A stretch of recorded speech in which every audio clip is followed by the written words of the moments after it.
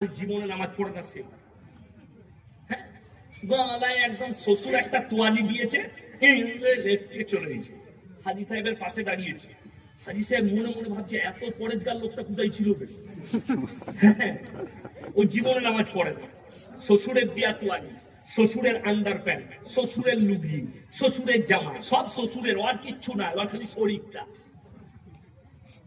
বড় কষ্ট লাগে কোথায় জানেন? আমি 15-20টা গ্রাম আমার পেছনে নামাজ পড়ে, একজন এসে আমাকে বলছে নামাজের আগে, হুজুর নিয়তটা বলে দিবেন তো আমি নিয়ত নিয়ে কি করবি?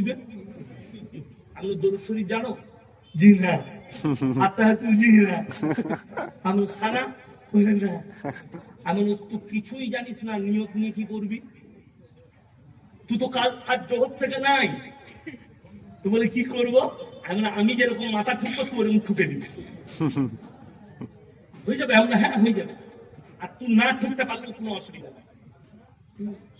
ওই জন্য তো খেলা নিয়ত বেঁধেই দেখছে।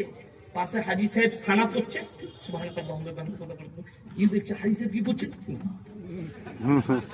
হাজি সাহেব মনে মনে আমার থেকেও বড় জানলে, কিন্তু কিছুই পড়ে না। মানে জানলে তো পড়বে। এই এক নামাজি আল্লাহ এদেরকে কিয়ামতের দিনে কঠিন আযাবে মুবতালা করবে। তুমি জানার অপেক্ষা মনে করো না। আমাদের দেশে মানুষ জেনে শুনে কিভাবে পাপে লিপ্ত হয়।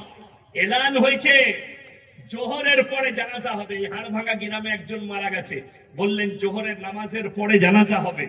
কিছু লোক আছে উজু করে দাঁড়িয়ে আছে, আর 5 ওয়াক্তের নামাজিরা মসজিদে নামাজ পড়ছে, ও হারামখোর খালি জানাজা পড়বে। এ মাল আছে।